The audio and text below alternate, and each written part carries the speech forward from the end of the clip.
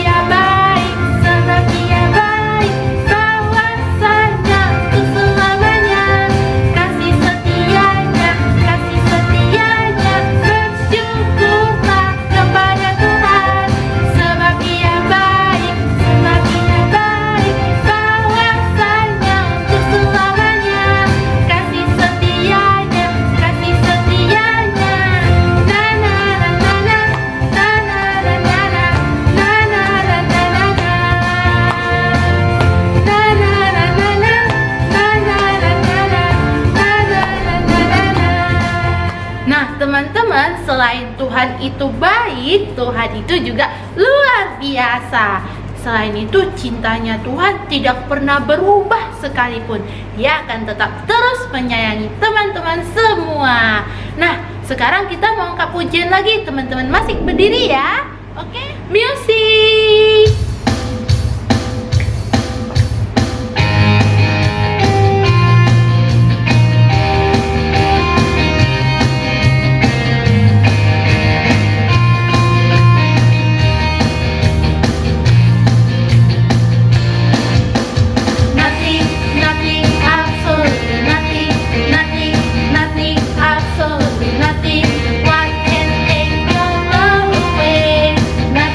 Nothing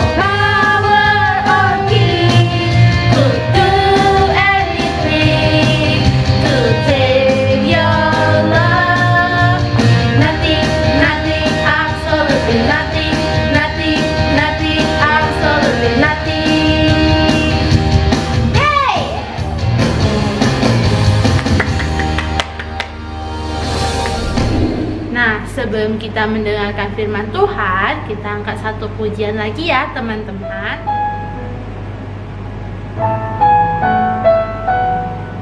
Boleh sambil sikapnya berdoa. Terima kasih Tuhan. Terima kasih Tuhan untuk kasih setiamu yang ku alami dalam hidupku. Terima kasih Yesus untuk kebaikanmu sepanjang hidupku.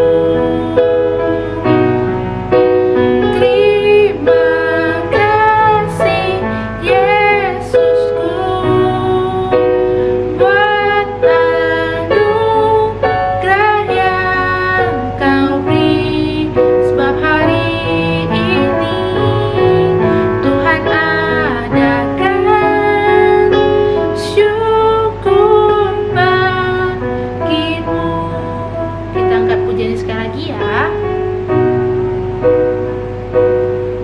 Terima kasih Tuhan untuk kasih setiamu yang ku alami dalam hidupku. Terima kasih Yesus untuk kebaikanmu sepanjang hidupku. Terima kasih Yesusku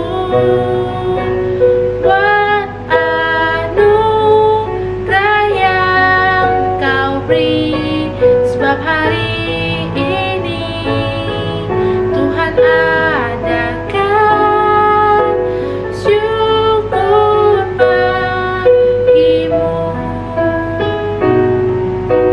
Terima kasih Yesusku buat anugerah yang Kau beri, sebab hari ini Tuhan adakan syukur bagimu. Halo anak-anak GMI Muan Sunday School. Gimana kabarnya hari ini? Saya mendoakan kalian semua dalam keadaan yang sehat ya. Teman-teman, minggu yang lalu teman-teman telah merenungkan bagaimana Daud yang dikejar-kejar oleh Saul. Daud harus berpindah dari satu tempat ke tempat lain. Akan tetapi teman-teman, Daud tidak pernah ditinggalkan oleh Tuhan. Bahkan teman-teman, ketika Daud memiliki kesempatan untuk membunuh Saul, Daud tidak melakukannya karena Daud menghormati Saul dan menghormati Tuhan yang telah mengurapi Saul. Teman-teman, pada hari ini kita akan sama-sama berfokus pada kehidupan Saul. Bagaimana akhir kehidupan Saul dan akhir masa kepemimpinannya sebagai raja pertama di Israel. Oke, teman-teman siap? Mari kita sama-sama kita mempersiapkan hati kita untuk mendengarkan firman Tuhan. Teman-teman, di akhir masa kehidupan Saul kehidupannya semakin menurun. Baik pamornya, kepemimpinannya, keberaniannya, semuanya menurun. Teman-teman, di 1 Samuel 28 ayat 3, di sana tertulis, adapun Samuel sudah mati.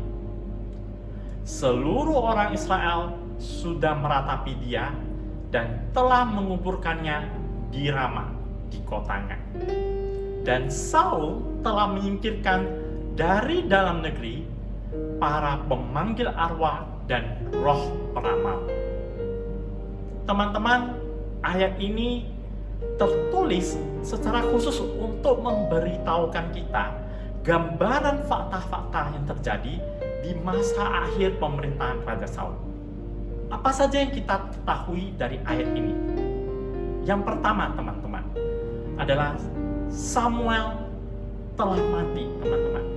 Samuel yang mengurapi Raja Saul dan juga telah mengurapi Raja Daud telah mati. Fakta yang kedua, teman-teman, adalah bahwa Saul telah menyingkirkan dari dalam negeri para pemanggil arwah dan para roh peramal. Teman-teman,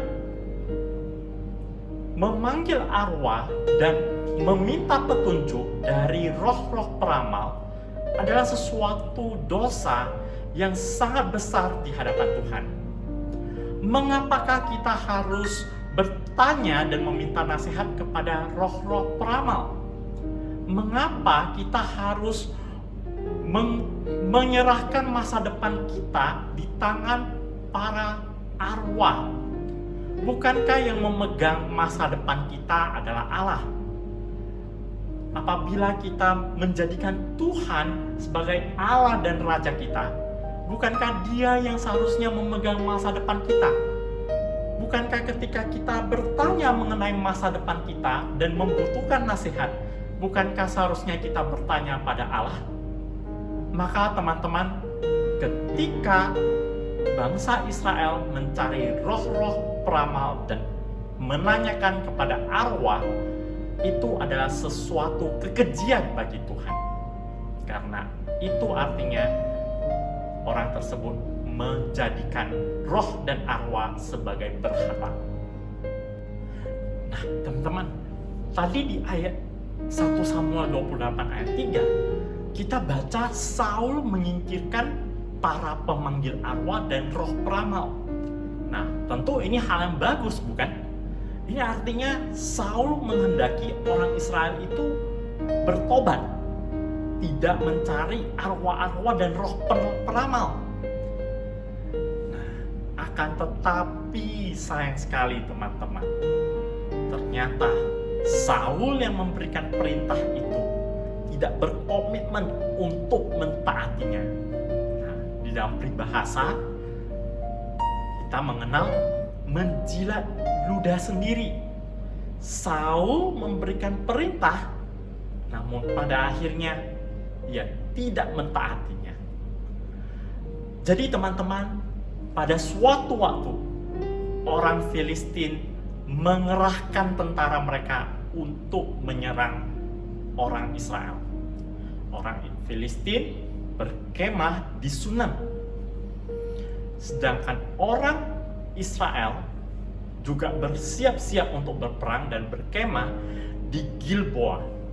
Jadi orang Filistin mereka berkemah di dekat Sunam, orang Israel berkemah di Gilboa. Sama-sama hendak mempersiapkan diri untuk berperang. Akan tetapi teman-teman, ketika Raja Saul melihat betapa besar tentara yang dibawa oleh orang Filistin, ia menjadi takut dan gemetar. Hatinya gelisah dan takut sekali melihat banyaknya jumlah tentara yang dibawa oleh orang Filistin untuk menggempur dan menyerang orang Israel. Jadi, apa yang dilakukan oleh Saul? Saul bertanya pada Tuhan.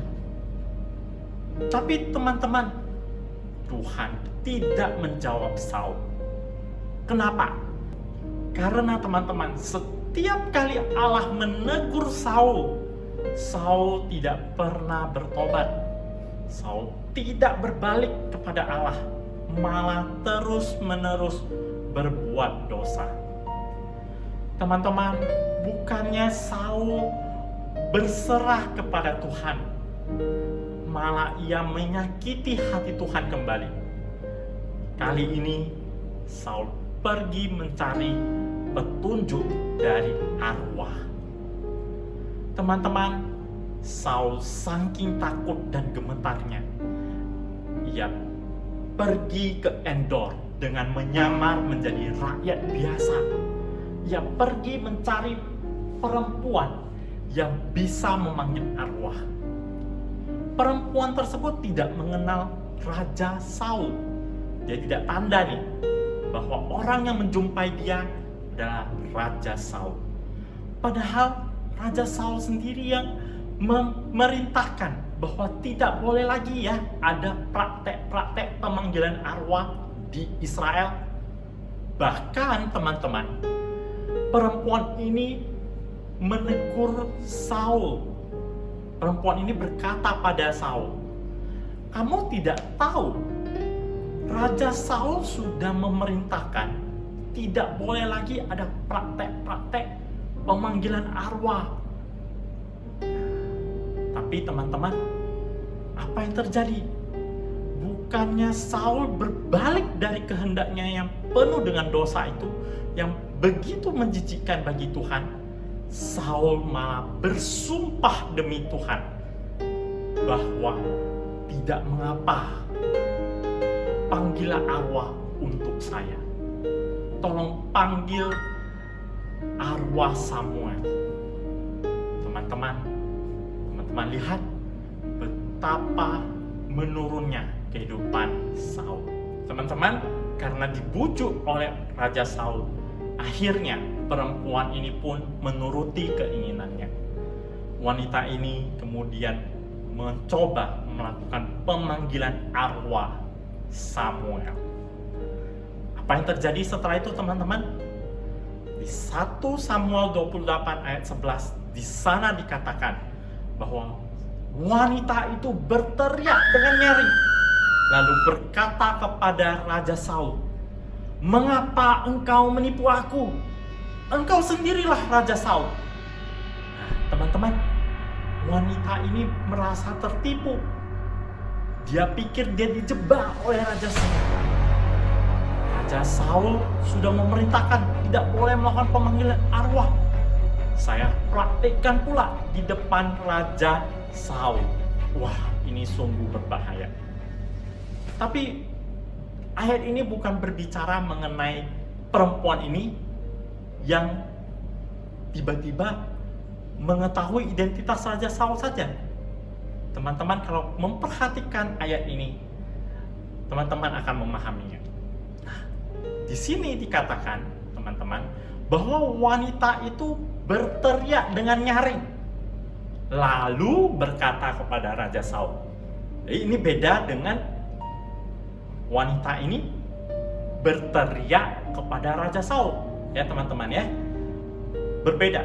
Jadi wanita ini bukan kaget kemudian berteriak kepada Raja Saul.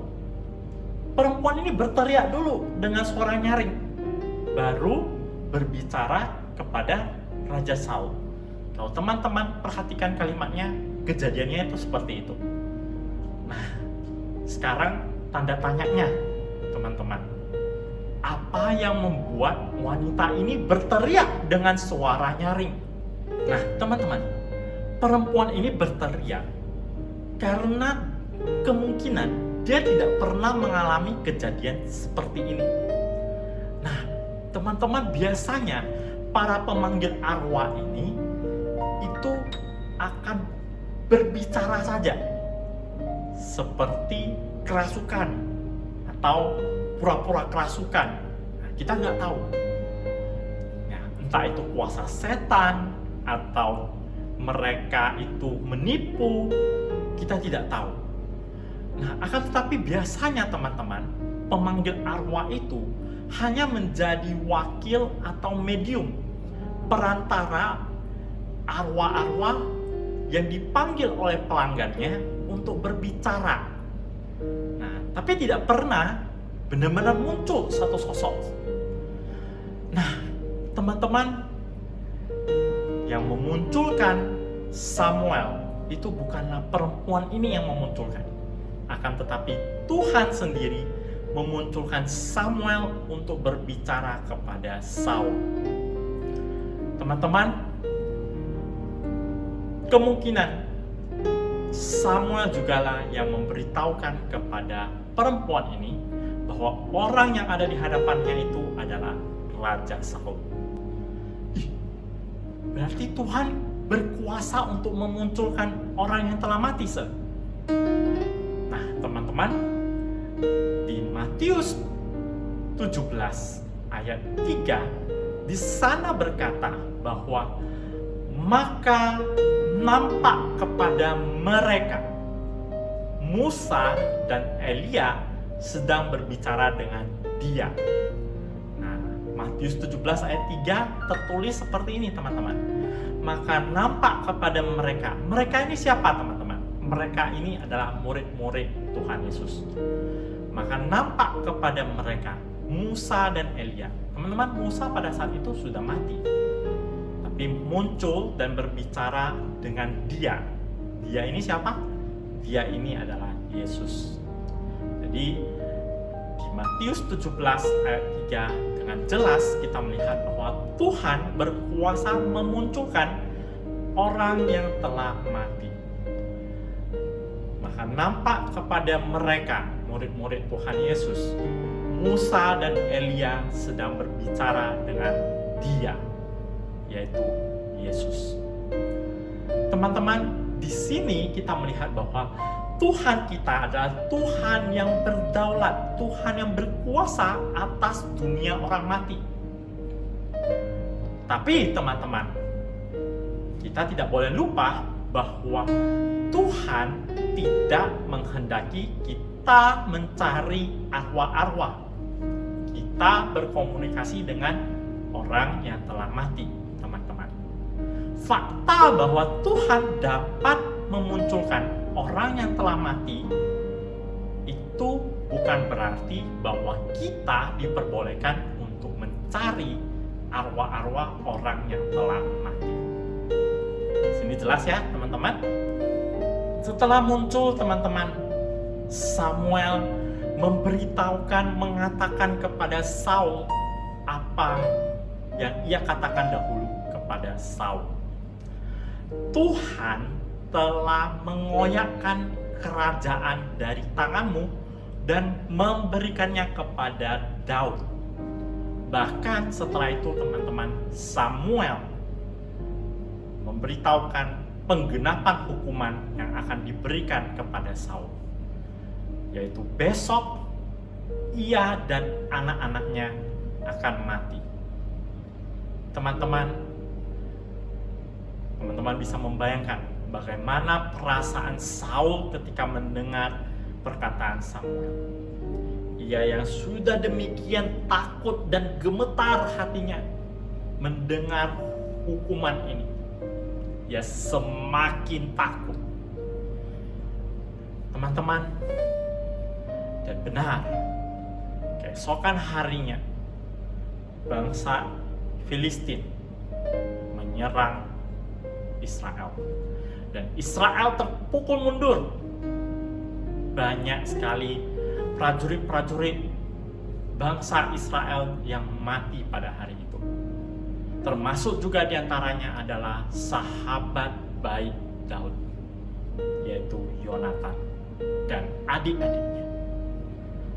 Bahkan teman-teman, Raja Saul harus menyingkir, pergi meninggalkan medan pertempuran dengan terluka parah. Ia bersama dengan pembawa senjatanya berusaha melarikan diri dari kejaran musuh. Namun ia menyadari ia tidak bisa lari jauh. Ia tidak bisa lari dari cengkraman musuhnya pada hari itu karena lukanya yang demikian parah. Ia tidak ingin bangsa Filistin menemukan dia di masa dia masih bernafas, di mana dia masih hidup. Yang memerintahkan kepada pembawa senjatanya untuk membunuh dirinya. Akan tetapi teman-teman, pembawa senjatanya tidak bersedia melakukan perintah tersebut. Sehingga pada akhirnya teman-teman, Raja Saul membunuh dirinya sendiri. Teman-teman, betapa menyedihkannya hidup Raja Saul. Sebenarnya teman-teman, Tuhan memberikan masa depan yang penuh dengan harapan, penuh dengan kemenangan bagi Raja Saul. Ingatkah teman-teman bahwa pada awalnya Saul hanya mencari keledai betinanya yang hilang. Ia mencari di kota Nabi Samuel. Namun apa yang ia temukan? Teman-teman, Tuhan memberikan jauh daripada yang dia pikirkan. Ia memperoleh kehormatan.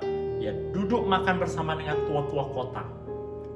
Tuhan mengubah hatinya melalui roh Tuhan. Tuhan memberi Raja Saul kemenangan demi kemenangan. Ia mungkin tidak pernah membayangkan bahwa ketika mencari keledainya yang hilang, ternyata yang dia dapati adalah Samuel mengurapi dia menjadi raja pertama bangsa Israel. Tetapi teman-teman, bagaimana Saul memilih jalan yang semakin lama semakin menurun? Bagaimana seorang yang diurapi menjadi raja pertama Israel bisa mengambil jalan yang terus-menerus menurun? Dari mana mulainya? Teman-teman, ingatkah? Semua ini bermula ketika Saul mulai tidak mentaati perintah dari Samuel, yang merupakan perintah dari Allah. Kemudian muncul iri hati di dalam hati Saul, yang bahkan membuahkan kebencian. Sampai-sampai ia ingin membunuh Daud, orang yang berada dekat dengan dia. Daud, teman-teman, merupakan seorang yang dekat dengan Saul. Kalau teman-teman ingat, Daud pernah menjadi pembawa senjata Saul. Teman-teman mengertikah, teman-teman, betapa pentingnya pembawa senjata? Seorang raja tidak membawa senjata. Senjatanya itu dibawa oleh pembawa senjatanya.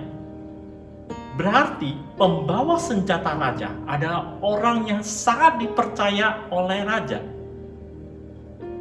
Kalau tidak dipercaya, orang tersebut bisa saja menggunakan senjata raja membunuh raja. Akan tetapi karena iri hati, teman-teman, Saul bahkan ingin membunuh Daud yang bermain kecapi untuk dia, yang menjadi pembawa senjatanya.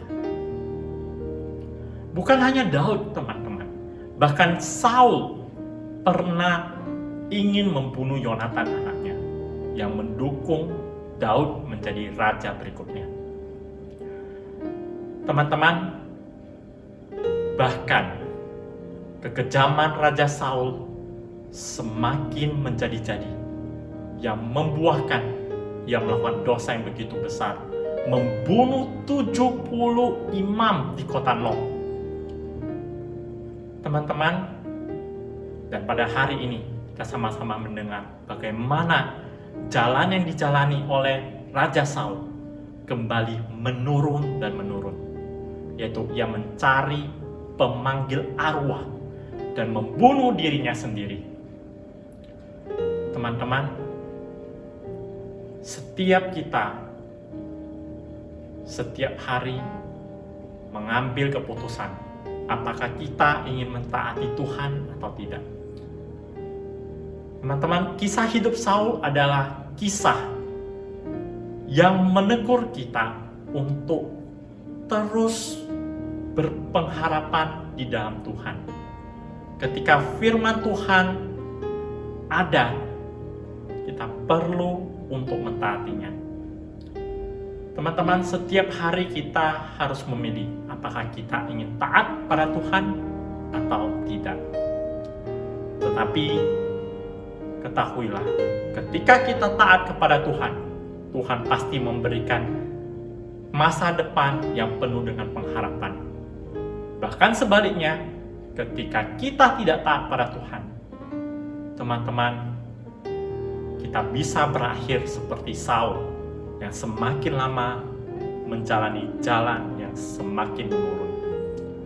Mari teman-teman, kita menghidupi hari kita dengan terus bersandar pada firman Tuhan, terus bergantung pada kekuatan roh-Nya, dan terus mengandalkan anugerah yang diberikan melalui pengorbanan Yesus Kristus bagi kita. Mari kita sama-sama berjuang untuk mentaati firman Tuhan. Kiranya akhir hidup Raja Saul ini menjadi peringatan bagi kita semua untuk tetap setia mentaati Tuhan. Mari kita sama-sama kita berdoa.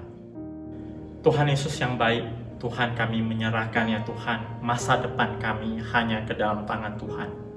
Kami percaya Tuhan bahwa Engkaulah yang memegang masa depan kami. Tuhan, kami percaya Tuhan memberikan masa depan yang penuh kemenangan bagi setiap di antara kami. Tuhan, pimpin hidup kami agar setiap hari kami boleh terus memilih jalan yang benar, terus memilih untuk taat kepada setiap perintah-perintah Tuhan. Sehingga ya Tuhan, hidup kami terus berada di dalam jalan-Mu, jalan kebenaran-Mu. Tuhan beranugerah bagi setiap kami, Tuhan mampukan setiap kami melalui Roh-Mu yang kudus. Kami berdoa kiranya Tuhan, Engkau melawat setiap kami.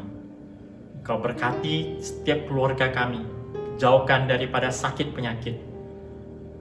Jikalau ada di antara kami yang sakit, Tuhan kiranya Engkau yang menyembuhkan. Tuhan juga yang memberkati untuk bangsa Indonesia, untuk negara kita Indonesia ini ya Tuhan, boleh dipulihkan. Tuhan turut campur tangan, baik melalui pemerintahan, melalui bangsa Indonesia, melalui setiap kami rakyat Indonesia. Tuhan, saat ini kami juga mengambil waktu berdoa bagi para dokter, tenaga medis yang terus bekerja keras merawat para pasien COVID. Tuhan, kiranya Engkau memberkati mereka, Engkau menjagai mereka dan keluarga mereka. Terima kasih Tuhan Yesus, kami berdoa di dalam nama Yesus, Juru Selamat kami yang hidup. Haleluya, amin.